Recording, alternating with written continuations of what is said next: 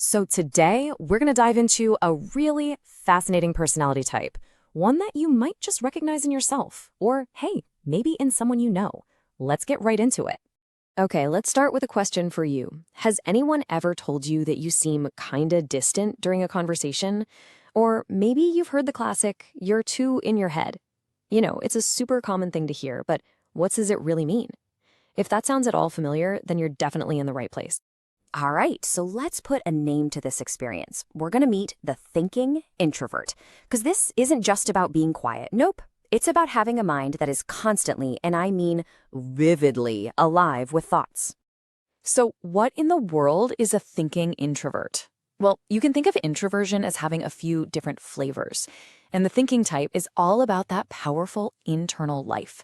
We're talking about someone who is deeply introspective, super analytical, and absolutely loves just getting lost in their own thoughts. They're not just thinking about what's for dinner, they're building entire worlds, deconstructing really complex ideas all inside their own head. And I love this because it really hits the nail on the head. For them, thinking isn't just something you do, it's a place you go.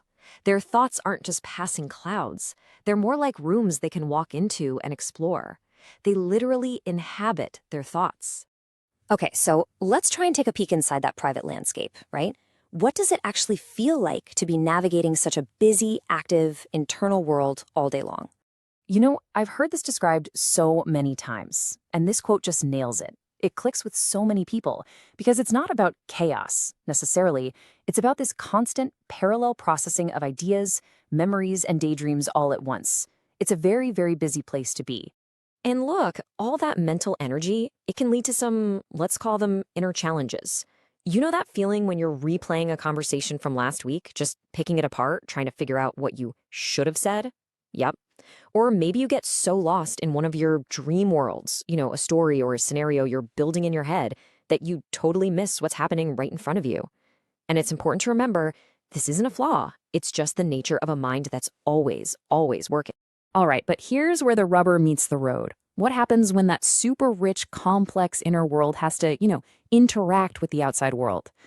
Well, that's where things can get a little lost in translation.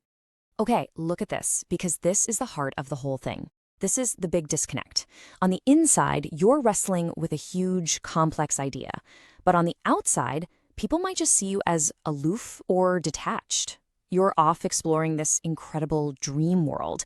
But to someone else, it just looks like you're daydreaming and not listening. And that thoughtful pause you take before you speak, the one where you're crafting the perfect response, yeah, that often gets misinterpreted as being slow or just not having anything to say. And that right there, that's the communication gap. It's the fundamental struggle for the thinking introvert, this gap between a really deep internal reality and how it's often perceived from the outside. And honestly, it can feel incredibly isolating. But here's the good news. It doesn't have to be a struggle. So now we're going to talk about building a bridge across that gap. It's all about reframing these traits, not as weaknesses, but as the foundation for some absolutely incredible strengths. Okay, let's break this down. Take that idea of being perceived as aloof. The reality is that so-called aloofness is just a sign of deep internal processing. And what's the superpower that comes from that? It's the ability to make incredibly thoughtful, well-considered decisions because you've already run all the simulations and explored all the angles in your head. Or what about this one? Being slow to respond.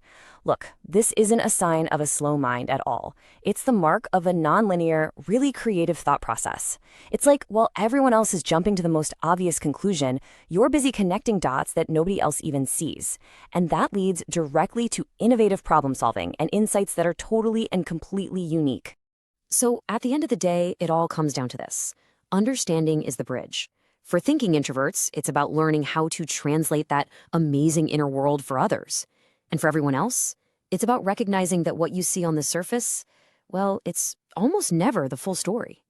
And that's really what I want to leave you with. For every single person who's ever been told they're too in their head, I want you to just consider this for a second.